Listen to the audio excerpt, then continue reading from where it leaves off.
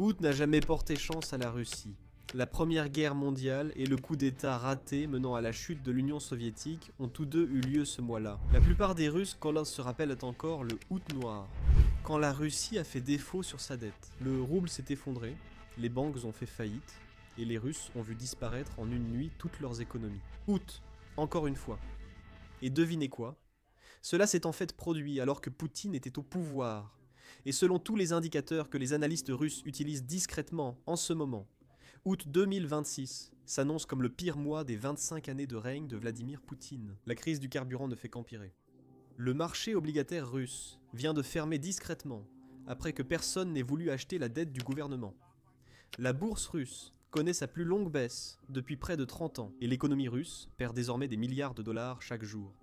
Poutine a tellement peur de tout cela qu'il a commencé à arrêter son propre cercle rapproché. Et je vous promets qu'à la fin de cette vidéo, vous comprendrez pourquoi. Les oligarques russes comparent désormais ouvertement août 2026 à 1991. Pourquoi l'un des hommes d'affaires russes les plus influents vient-il d'être arrêté? Et pourquoi? Un acteur ukrainien qui a autrefois joué Napoléon dans un film russe est maintenant en train de réduire Moscou en cendres. Comme vous le savez, je m'appelle Sam. Vous regardez Business Basics. Et bien sûr, nous allons parler des frappes majeures qui viennent d'avoir lieu. L'Ukraine vient de détruire 50% de la plus grande entreprise russe. Mais avant d'en arriver là, parlons rapidement de pourquoi les oligarques russes appellent à un coup d'État. Regardez ce tweet. Ceci vient de Mikhail Khodorkovsky, autrefois l'un des hommes les plus riches de Russie. Mais il a commis l'erreur de s'opposer à Poutine. Pour cela, il a été emprisonné pendant 10 ans. Et ensuite, il a dû fuir le pays. Et voici ce qu'il dit en ce moment. Août approche. En Russie, août a une réputation. Coup d'État, défaut de paiement, catastrophes. Cette année, le régime y entre avec une crise du carburant, un front qui stagne et des élections, opération électorale spéciale, comme l'opération militaire spéciale de 3 jours. Gardez un œil sur Moscou. Maintenant, il ne plaisante pas. Peu importe quelle période de l'histoire vous regardez, que ce soit avant la Première Guerre mondiale ou après la Première Guerre mondiale, avant l'Union soviétique, après l'Union soviétique, ou même juste l'année dernière, août n'a jamais été un bon mois pour la Russie. Mais avant d'en arriver là, je veux vous montrer l'une des coïncidences historiques les plus étranges de toute cette guerre. Maintenant, je suis sûr que certains d'entre vous le savent. En 1812, Napoléon Bonaparte a envahi la Russie et a incendié Moscou. Eh bien, devinez quoi? 200 ans plus tard, en 2012, un comédien ukrainien totalement inconnu, avec un nom que la plupart des gens ne pouvaient même pas prononcer, du moins la plupart des Américains, a joué Napoléon dans un film comique ukrainien à petit budget. L'acteur était un parfait inconnu nommé Vladimir Zelensky. Avec 2 il y a. Je ne sais pas lequel il faut prononcer, mais quand même. Eh bien, devine quoi? En 2026, ce même acteur ukrainien est le président de l'Ukraine, et il est de nouveau en train de mettre le feu à Moscou. Je crois que cette fois, tout le monde sait prononcer son nom. Tout le monde sait que ces derniers mois, les frappes ukrainiennes à longue portée ont touché Moscou, y compris de nombreuses installations et entrepôts de Wildberries, les centres logistiques, tout ce que vous pouvez imaginer. Et cela cause un énorme problème pour le Kremlin, parce que les gens se retournent contre la guerre. Des Russes apparaissent désormais devant la caméra sur les réseaux sociaux, et demandent publiquement à Poutine d'arrêter cette opération militaire spéciale. Avant de vous montrer cet extrait, laissez-moi passer en revue cette liste d'août. La liste historique des raisons pour lesquelles le mois d'août est si mauvais pour les Russes. C'est un schéma important. Alors laissez-moi vous présenter les principaux événements, ceux dont tout le monde se souvient. En août 1914, l'Allemagne déclare la guerre à la Russie. La Première Guerre mondiale débute et finit par détruire l'Empire russe. Puis en août 1917, le gouvernement provisoire russe est renversé, ce qui ouvre la porte à la révolution bolchevique, qui crée l'Union soviétique. Avançons un peu dans le temps. Nous arrivons en août 1991. C'est sûrement celui que tout le monde retient. Le tristement célèbre coup d'État où les conservateurs soviétiques ont voulu destituer Gorbatchev comme président de l'Union soviétique. Ils échouent, mais finissent par déclencher l'effondrement de l'Union soviétique, précisément ce qu'ils essayaient de protéger. Maintenant, avançons un peu dans le temps, jusqu'en août 1998, où Poutine commence son ascension au Kremlin. Et c'est à ce moment-là que le premier août noir a lieu, le pire mois, économiquement parlant, de l'histoire russe moderne. La Russie fait défaut sur sa dette intérieure, ce qui déclenche l'effondrement du rouble. Les banques commencent à faire faillite. Les banques russes commencent à faire faillite. Et puis les Russes ordinaires perdent pratiquement tout ce qu'ils possèdent en quelques jours. La situation est tellement grave que la Russie est obligée de supplier publiquement les États-Unis et le FMI de lui accorder une aide d'urgence. Maintenant, c'est quelque chose que Poutine voit personnellement parce qu'il est très proche du centre du pouvoir à Moscou. Il fait partie du gouvernement de Yeltsin. Il n'est pas encore au sommet, mais il est en train de s'y hisser. En réalité, il évoque ce sujet dans sa biographie qu'il publiera 2 ans plus tard, lors de sa campagne présidentielle. Mais cela concerne une autre vidéo. Pourtant, c'est un fait dont Poutine se souvient. Devinez quoi? Le mois d'août n'est pas plus favorable à Poutine, même lorsqu'il devient président. Devinez quoi? Son 1er août comme président de la Russie a sans doute été son pire mois. Ce mois-là, il y a eu des attentats à la bombe à Moscou, tout près du centre-ville. Et en plus de ça, la catastrophe du Koursk survient, où le sous-marin disparaît tout simplement. Et puis le sous-marin Koursk coule avec tout son équipage à l'intérieur. Et Poutine, qui était en vacances à ce moment-là, juge que ce n'est pas si grave. Il reste donc en vacances. Cela devient un très très gros problème. En plus, quand il apparaît enfin, le public se retourne contre lui, et ils ont dû sédater une femme qui se plaignait à Poutine en direct à la télévision. Un extrait est disponible sur YouTube à regarder maintenant. En fait, beaucoup de gens soutiennent que c'est à ce moment-là que Poutine a décidé qu'il ne ferait plus d'interviews improvisées, et qu'il n'allait plus s'associer aux mauvaises nouvelles. C'est pourquoi, chaque fois qu'il y a de mauvaises nouvelles à annoncer au peuple russe, ce sont toujours les gens autour de Poutine qui annoncent les mauvaises nouvelles. Poutine, lui, est toujours là pour les bonnes nouvelles. Mais continuons d'avancer. Nous arrivons en août 2023. C'est à ce moment-là que l'avion de Prigojine s'écrase. C'est peut-être le schéma le plus faible de toute cette liste parce que ce n'est pas vraiment une mauvaise nouvelle pour la Russie. J'imagine que d'une certaine manière, c'est une mauvaise nouvelle pour la Russie parce que Prigojine aurait pu écarter Poutine, mais il a laissé passer sa chance, il n'a pas saisi l'occasion. Mais malgré tout, son avion s'écrase en août 2023. Puis en août 2024, la Russie devient le premier pays doté de l'arme nucléaire à être envahi. Pour la première fois depuis la Seconde Guerre mondiale, des troupes étrangères sont en Russie, et Poutine est le premier président russe depuis cette période à subir une invasion. Je fais référence à la contre-offensive ukrainienne dans la région de Koursk, où ils ont occupé une partie du territoire russe longtemps. Poutine a même dû implorer l'aide de la Corée du Nord pour le reprendre. Voilà à quel point la situation est devenue grave. Et devine quoi? Maintenant, beaucoup de gens prédisent que le mois prochain, en août 2026, pourrait être le pire de tous. Ce qui nous ramène à ce que disent réellement les Russes ordinaires à propos de tout cela. Alors que l'Ukraine continue de frapper la Russie chaque nuit. Sur votre écran, vous pouvez voir une jeune fille russe qui filme sa ville en train de brûler derrière elle. Et puis la légende à l'écran dit « Merci oncle Vova pour le superbe lever de soleil ». Vova est le surnom de Vladimir Poutine. La chanson du clip se moque également de Poutine. Nous ne pouvons pas la passer, mais elle dit essentiellement « Vladimir Poutine, bien joué ». Et c'est censé être une chanson pro-Poutine. Je pense qu'avec les images, vous comprenez pourquoi cette chanson se moque de Poutine. Alors que les villes russes brûlent, les Russes utilisent cette chanson pour essentiellement remercier Poutine pour tout ce qu'il a fait pour le pays. Maintenant, cela n'est rien comparé à ce qui suit. Comme je l'ai dit, l'Ukraine a frappé 3 autres entrepôts Wilbury ces 2 derniers jours. À cause de cela, les Russes demandent publiquement à Poutine de mettre fin à l'opération militaire spéciale. Écoutez. Je ne peux déjà plus retenir mes larmes. Je ne peux plus retenir mes larmes. Il y a seulement 20 minutes, un drone a frappé l'entrepôt de Krasnodar. L'entrepôt de Krasnodar a été touché, hop hop hop. L'entrepôt de Krasnodar est maintenant en feu. Imagine combien de nos marchandises étaient stockées là-bas. Merde.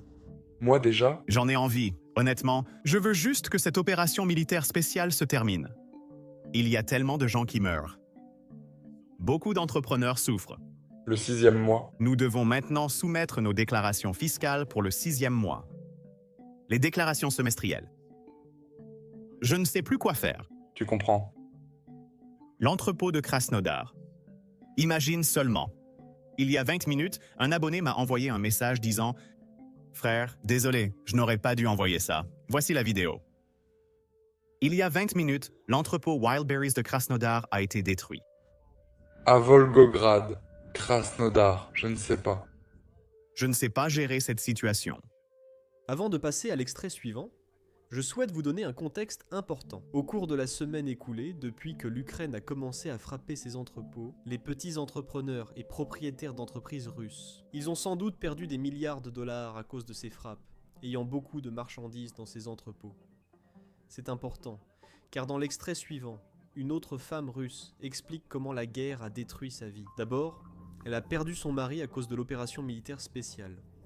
Il est allé en Ukraine sur la ligne de front, probablement pour toucher un salaire, obtenir cette prime que Poutine distribue. Mais hélas, il n'est pas revenu vivant. Et en plus de cela, elle s'est mise à son compte en vendant sur Wildberries.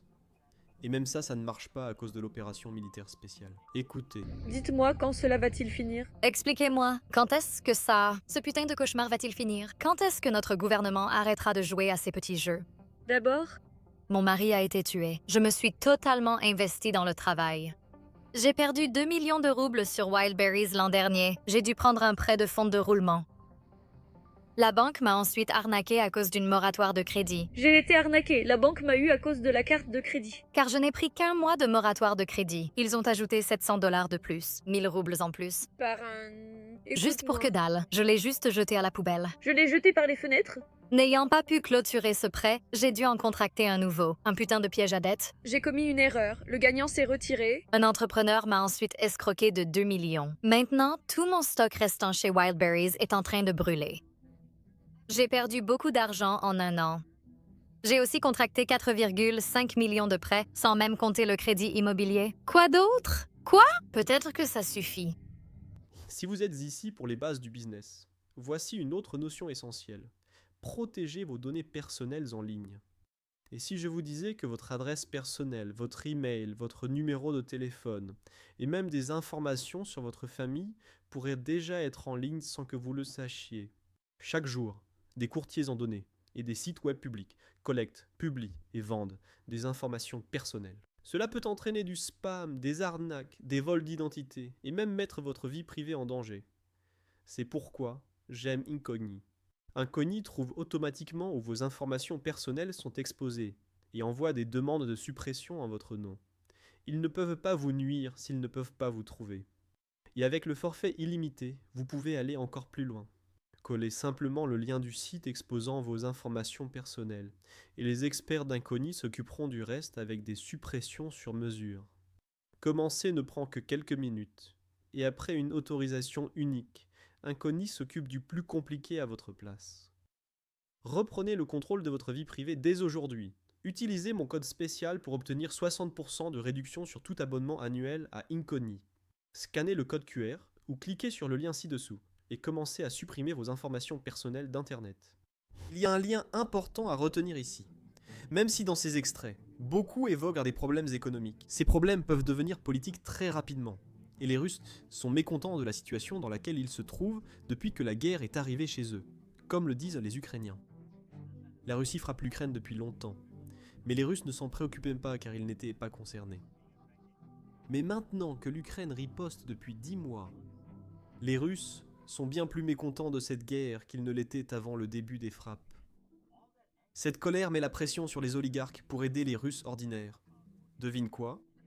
La directrice générale de Wildberries a annoncé, juste avant mon enregistrement, qu'elle indemnisera tous les vendeurs perdant pratiquement les économies de toute une vie dans cette guerre. Mais malheureusement, cette annonce n'est pas exactement ce qu'elle semble être, car il y avait beaucoup de jargon juridique dans son discours pour éviter de payer tout le monde, et c'est quelque chose que nous allons aborder dans un instant. Mais avant cela, parlons de toutes les élites que Poutine est en train d'arrêter, car il semble que Poutine n'ait pas seulement peur des frappes ukrainiennes, il a aussi peur de ses propres amis. Je suppose qu'il est vraiment en train de devenir Staline 2.0. Regardez, le Kremlin est désormais un panier de crabes. Une guerre de tous contre tous a commencé parmi l'élite du Kremlin, accompagnée d'arrestations sans précédent de personnes proches de Poutine. Ils pensaient autrefois qu'ils étaient intouchables et que ce statut était garanti. Maintenant, tout le monde comprend qu'il ne s'agit plus que d'une question de temps avant qu'ils ne soient visés. Les arrestations actuelles montrent que le système s'effrite. Ce sont les arrestations et procès criminels majeurs. Plusieurs proches collaborateurs de Poutine, présents depuis longtemps, ont été arrêtés. De plus, une purge a eu lieu au sein de la direction du ministère de la Défense russe. Dans le cadre d'une vaste campagne sous prétexte de lutte contre la corruption et le détournement de fonds, la plupart des proches de l'ex-ministre de la Défense Shoigu sont désormais en détention provisoire ou en résidence surveillée. Ensuite, nous avons les noms de toutes les personnes qui ont été arrêtées. Et en plus de cela, nous assistons également à une vaste purge parmi les gouverneurs et les maires, Les plus connus sont ceux que vous pouvez voir à l'écran. Ces poursuites et arrestations témoignent d'une redistribution de l'influence au Kremlin. Une lutte de plus en plus intense pour les ressources, et le fait que le principe de l'élite intouchable ne s'applique plus même aux amis de longue date de Poutine. Poutine persécute et élimine ses anciens amis tout en devenant encore plus craintif pour sa propre vie. Et c'est quelque chose dont nous avons parlé dans notre dernière vidéo. Il y a de la peur partout au sein de l'élite russe, surtout au sommet. Il y a des gens qui ont peur de Poutine, mais c'est aussi Poutine qui a peur des autres. Il y a un oligarque qui s'est récemment exprimé. Il a donné une interview à une publication occidentale, The Economist, et c'est quelque chose que nous avons couvert dans notre vidéo pour les membres. Mais cette interview était vraiment intéressante, parce qu'elle donnait l'impression d'être une fausse interview. C'était une interview controversée, où il dénonçait l'échec économique que traverse la Russie. Mais il ne mettait pas vraiment la faute sur Poutine ni sur l'Ukraine. Il évitait tout simplement de parler de la guerre. En disant que l'Occident ne peut pas se permettre de voir la Russie s'effondrer, c'était l'avertissement. Et c'est pour ça que beaucoup de gens sont énervés à propos de cet article. Et c'est quelque chose dont nous avons parlé dans notre vidéo réservée aux membres. Cependant, cela se produit de plus en plus. De nombreux oligarques comprennent qu'ils ne sont peut-être pas aussi en sécurité en Russie qu'ils le croyaient. Mais malheureusement, il n'est pas facile pour eux non plus de quitter le pays à cause des sanctions, et parce qu'une grande partie de leur... une grande partie de leur richesse est liée à l'industrie de la défense dans laquelle la Russie investit tellement d'argent. Historiquement parlant, ce n'est rien de nouveau. Je suis sûr que vous vous souvenez de la grande purge qui a eu lieu sous Staline. Mao faisait quelque chose de similaire, où il arrêtait régulièrement des personnes de son cercle rapproché. Et généralement, ce genre d'opération coïncide exactement avec le moment où les dirigeants commencent à craindre pour leur propre pouvoir et leur propre position. Je suppose que c'est exactement ce qui se passe avec Poutine. Maintenant, malheureusement pour Poutine, les mauvaises nouvelles ne viennent pas seulement de l'intérieur du pays. Ce n'est pas seulement le marché intérieur qui lui cause des maux de tête. Il reçoit aussi de mauvaises nouvelles du front. Récemment, nous en avons parlé dans une vidéo où nous avons découvert une nouvelle statistique qui était tout simplement choquante, où un soldat russe moyen ne survit que 20 à 30 minutes en première ligne. C'est l'espérance de vie moyenne. Incroyable mais vrai, la CIA vient de le confirmer publiquement. Voici le directeur de la CIA, John Radcliffe, qui explique ce que c'est la CIA. Écoutez bien. L'espérance de vie moyenne d'une recrue russe arrivant actuellement sur le champ de bataille en Ukraine est estimée entre 20 et 30 minutes. 20 à 30 minutes. Et c'est parce que, vous savez, les drones dotés d'IA sont devenus des machines à tuer spécialisées et peu coûteuses. Maintenant, une autre chose importante à garder à l'esprit ici, c'est que cela ne vient pas des services de renseignement ukrainiens. Parce que, bien sûr, comme vous pouvez l'imaginer, l'Ukraine a intérêt à diffuser de mauvaises informations sur la Russie. Ce qui est logique, ils sont en train d'être envahis. Ils veulent, vous savez, gagner sur tous les fronts, autant que possible, y compris sur le front de l'information. Cela vient des services de renseignement américains. Ce qui signifie qu'il y a plus de crédibilité quant à ce que ce chiffre nous indique réellement. Il n'est pas nécessaire que ce soit exact.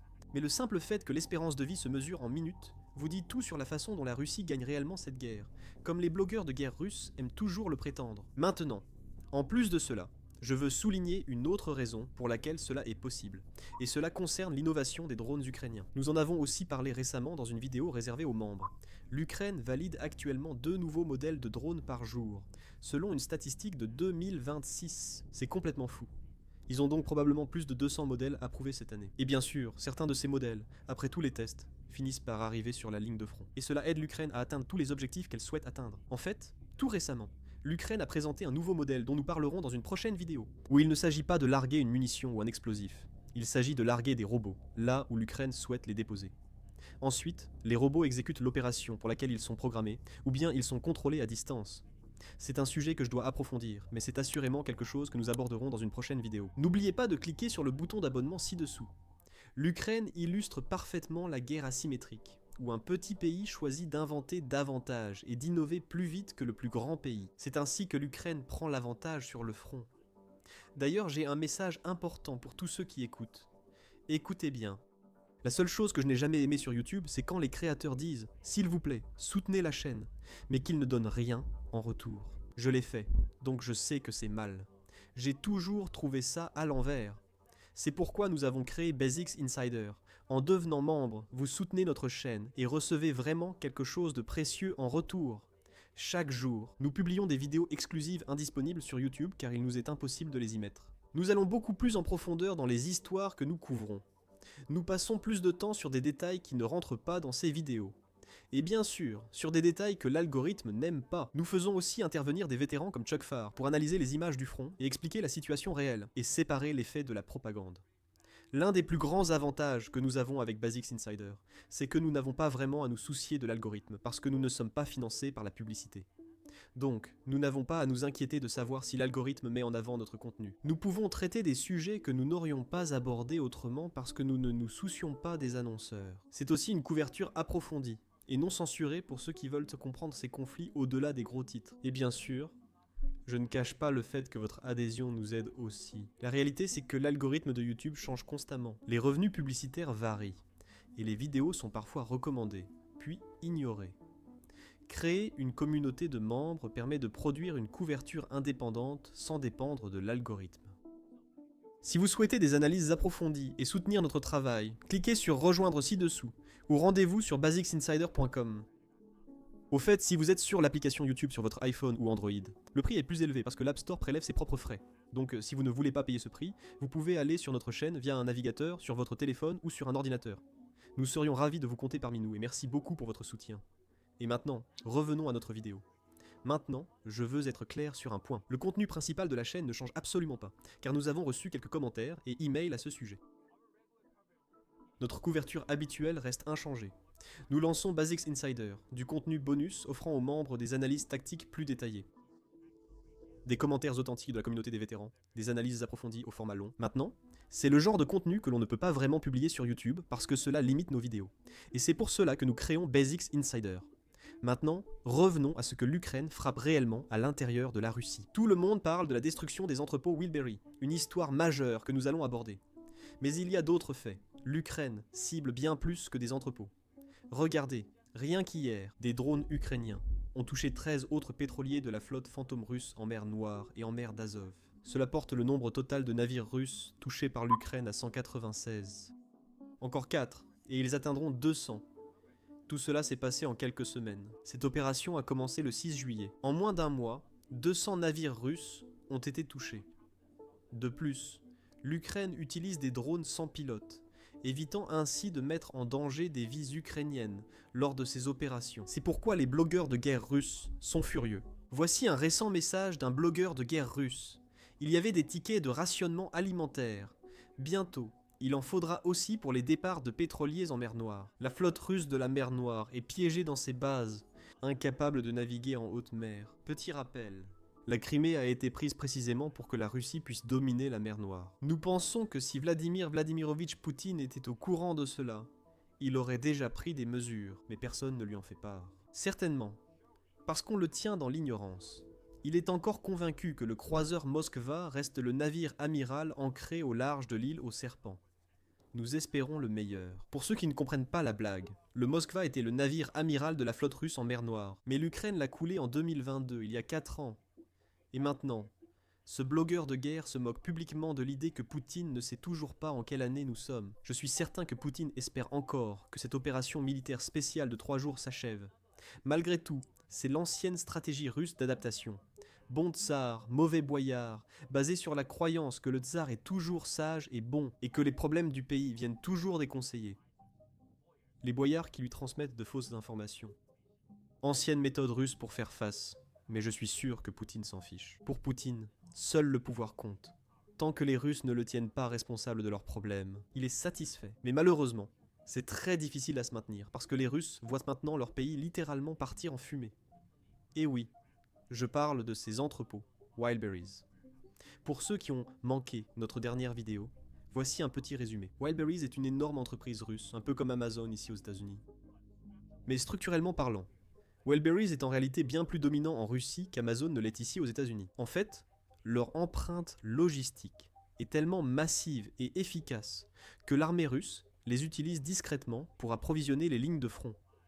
Ils les utilisent, vous savez, pour résoudre leurs problèmes logistiques. C'est pourquoi les Ukrainiens ont commencé à les frapper il y a 5 jours, avec des frappes de plus en plus intenses, chaque nuit. Au départ, cela a commencé avec un entrepôt dans la région de Moscou. Pas la ville, mais toute la région. Et devinez quoi? Voilà à quoi ressemble cet entrepôt seulement quelques jours après cette frappe. Regardez.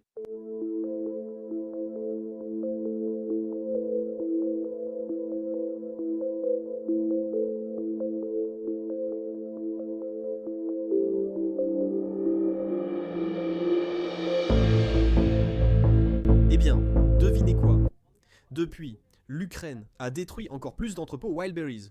Ces 2 derniers jours seulement, ils en ont frappé 3 autres. Regardez, une nuit très réussie pour les forces armées ukrainiennes, qui ont détruit 2 grandes installations de Wildberries dans le sud de la Russie. Et voici les extraits. Ce feu ne semble pas réel. Je veux dire, c'est difficile de croire que ce feu est réel. Il est énorme. Je doute que quelque chose survive là-dedans.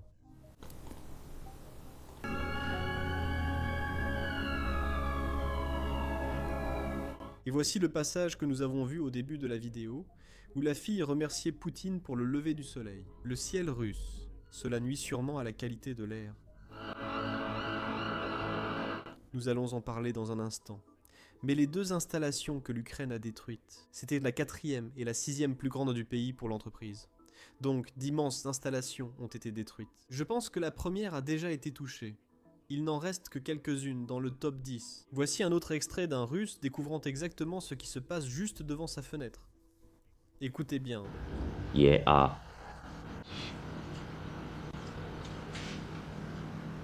J'étais un... Non. Maintenant, dans ce prochain extrait, vous pouvez en fait voir un hélicoptère essayer d'éteindre le feu. Mais cela n'a absolument aucun effet. C'est comme un moustique qui essaye d'éteindre un feu, ou quelque chose comme ça.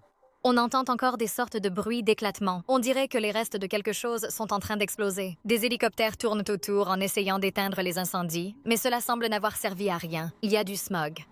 C'est toujours le côté droit qui brûle le plus.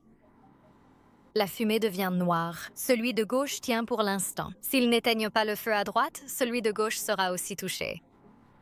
Et celui de droite est déjà presque complètement brûlé. Ils éteignent le feu avec un hélicoptère. Et l'ampleur est telle que l'hélicoptère ressemble à un minuscule point sur fond de tout cela. Voilà, voici l'hélicoptère.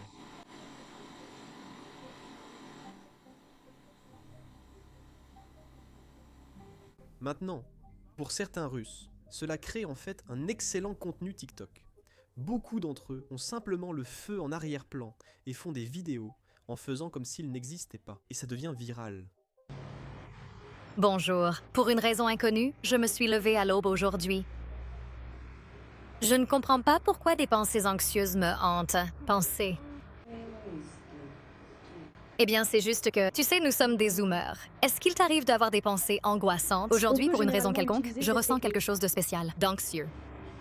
Pourquoi cela me dérange-t-il? Maintenant, en plus de cela, c'est quelque chose qui n'a pas encore été confirmé. Mais alors que j'enregistre ceci jeudi matin, il y a un autre entrepôt. Il y a un incendie près d'un entrepôt Wildberries à Rosneft. Nous ne savons pas exactement si l'entrepôt a été touché, ou si autre chose a été touché. Si vous deviez avancer une hypothèse raisonnable, vous diriez probablement qu'il s'agissait de l'entrepôt Wildberries. Dans quelques heures, nous devrions avoir plus d'informations. Et si l'entrepôt a été touché, cela signifie que l'Ukraine a frappé 6 des 10 plus grands entrepôts que possède cette entreprise. Numéro 1, numéro 2, puis numéro 5, 6, 7, 8. Vous pouvez facilement deviner la suite. Et ensuite, l'Ukraine passera à autre chose. Maintenant, heureusement pour les Russes qui perdent tout ce qu'ils avaient dans ces entrepôts.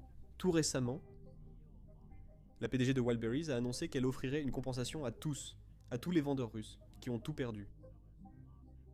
Maintenant, tout n'est pas toujours ce qu'il paraît. Nous allons donc parler de cette compensation dans un instant. Mais avant cela, j'ai vu une vidéo d'un marchand russe posant une question très importante. Le Kremlin devrait se poser cette question. Lorsque l'Ukraine a décidé de frapper les raffineries russes, ils ont attaqué les raffineries russes. Lorsqu'ils ont décidé de frapper les pétroliers russes, devinez quoi? Ils ont frappé les pétroliers russes. Lorsqu'ils ont décidé de frapper les entrepôts Wildberries, ils l'ont fait. Alors, qu'est-ce que le Kremlin fait exactement pour arrêter ça? Et que se passe-t-il si l'Ukraine décide de frapper quelque chose d'encore plus important? C'est ce que ce gars demande. Écoutez. Donc, si je comprends bien, l'Ukraine frappe n'importe quoi, les Tu cibles comprends qu'elle choisit. Elle peut Donc, c'est la aussi les plus atteindre. élevée. Et le bazar Donc, continue. s'ils veulent frapper tous, les raffineries, Ouais, je serai juste ils les pour. frappent. S'ils veulent frapper les entrepôts Wildberries, ils le font. Si demain ils décident de frapper, je ne sais même pas. Était Le Kremlin, les aéroports, les gares, le complexe militaro-industriel, ils vont les frapper. J'ai été baisé par un... alors, que se passe-t-il après ça? Passons à la compensation. Comme prévu, Wildberries subissait une forte pression politique pour indemniser ceux qui ont tout perdu, même après avoir modifié leur contrat il y a 10 jours, en disant en gros que, eh bien, s'il y a une frappe de drone sur nos entrepôts, nous ne vous devons rien. Mais malgré ce changement de contrat, la PDG de Wildberries a déclaré qu'elle allait indemniser les vendeurs. Mais ici, les calculs ne tiennent pas. Vous voyez, selon les estimations, et ce ne sont que des estimations provenant d'experts russes, l'entreprise a probablement perdu environ 3,5 à 4 milliards de dollars, soit environ 300 milliards de roubles en marchandises au cours des 5 derniers jours. C'est énormément d'argent. Mais peut-être que vous vous dites, relativement parlant, que pour une entreprise aussi énorme, ce n'est pas tant d'argent que ça. C'est ce que je croyais au début. Mais je me suis renseigné. Cette entreprise vaut environ 9 milliards de dollars. Je ne dis pas que 9 milliards de dollars, ce n'est pas beaucoup.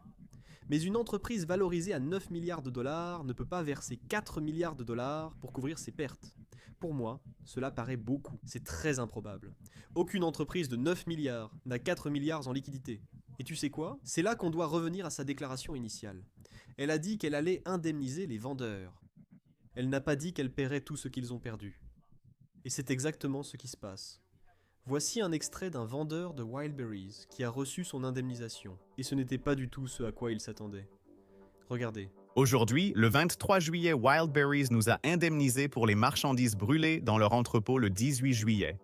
Je vais vous montrer le montant de l'indemnisation. Voici la valeur de notre stock restant dans un entrepôt Wildberries attaqué. Et maintenant, je vais vous montrer combien la Banque mondiale nous indemnise aujourd'hui. Paiement volontaire pour les biens endommagés à la suite d'un cas de force majeure. Veuillez noter que le montant est de 10 687 roubles 94 kopecks. Voici l'indemnisation reçue aujourd'hui.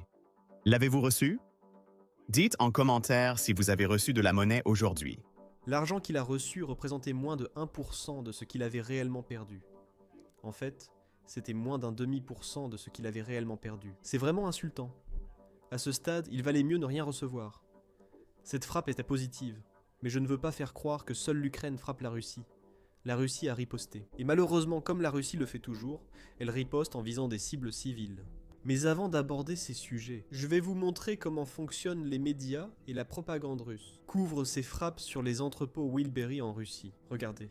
Le titre. L'infrastructure logistique des places de marché en ligne est attaquée. L'économie russe risque de se heurter à un nouveau facteur pro-inflationniste. Les frappes sur l'infrastructure logistique et leurs conséquences pourraient devenir un nouveau facteur pro-inflationniste dans l'économie russe. Cela demandera une attention particulière de la Banque centrale. Tout comme avec le déséquilibre du marché des carburants après les frappes ukrainiennes sur les raffineries de pétrole, Commerçant a calculé que, en une semaine, des attaques de drones ont touché 5 entrepôts Wildberries d'une superficie totale de 802 000 m², soit 14,3% de la capacité logistique totale de l'entreprise. 8% de la capacité sera temporairement suspendue. Dans un avenir proche, la logistique sera probablement réorganisée, avec certaines marchandises envoyées dans l'Oural et en Sibérie pour y être stockées, et une augmentation de la part des vendeurs disposant de leurs propres entrepôts. La une du Moskovski arrive aujourd'hui à Komsomolsk. Les Russes s'attendent de nouveau à une envolée des prix. Comme je l'ai mentionné, la Russie a riposté en ciblant aussi les civils ukrainiens. Le 21 juillet, elle a attaqué la région de Tchernihiv, touchant un bâtiment administratif et blessant une personne. Ils ont touché un immeuble résidentiel dans la région de Soumy où 6 personnes ont été blessées, dont 4 enfants. Ils ont aussi frappé des infrastructures, à Odessa. Puis, la nuit précédente, la Russie a en fait attaqué et tué une fillette de 11 ans, Maria Levchenko. Elle était avec sa famille chez elle lorsque les bombes russes ont frappé, et malheureusement, elle n'a pas survécu. Cela arrive fréquemment en Ukraine. De nombreux enfants sont blessés par les frappes russes. C'est pourquoi nous collaborons avec United 24, une organisation ukrainienne à but non lucratif fondée par le président Zelensky. Nous avons lancé une campagne de collecte de fonds pour permettre des dons directs à la défense aérienne de l'Ukraine. Les dons iront à la défense aérienne de l'Ukraine. C'est un sujet que nous couvrons depuis très longtemps. L'Ukraine a mis cela en place parce qu'elle en avait vraiment besoin. Ils cherchaient à stopper les drones et missiles russes. C'était leur solution. De plus, notre partenaire est la plateforme United 24, et la principale plateforme de collecte de dons caritatifs depuis sa création en mai 2022 après le début de l'invasion. Vous pouvez faire un don à cette campagne dès maintenant, en allant sur le lien dans la description ou en scannant le code QR qui s'affiche à l'écran. Vos dons aident directement l'Ukraine à sauver davantage de vies civiles innocentes. Sur le site web, vous pouvez voir exactement combien de drones et de missiles la Russie tire sur l'Ukraine chaque année. Et cela vous montre à quel point chaque missile de défense aérienne est nécessaire. Sur le site web, vous pouvez voir exactement combien de drones et de missiles la Russie a tiré sur l'Ukraine chaque année. Et comme vous pouvez le constater, chaque année, le nombre de drones et de missiles russes ne cesse d'augmenter. C'est pourquoi cette défense aérienne est essentielle. Elle sauve des vies et protège les infrastructures ukrainiennes pour leur permettre de se défendre. Pour faire un don, cliquez sur le lien dans la description ou scannez le QR code à l'écran. Je crois que c'est une organisation à but non lucratif enregistrée aux États-Unis. Si vous faites un don depuis ce pays, il sera déductible des impôts. Des lois similaires existent sûrement ailleurs, mais je n'en suis pas sûr. Mais malgré tout, votre argent sert une bonne cause. C'est tout pour aujourd'hui. Je suis Sam, à bientôt dans la prochaine vidéo.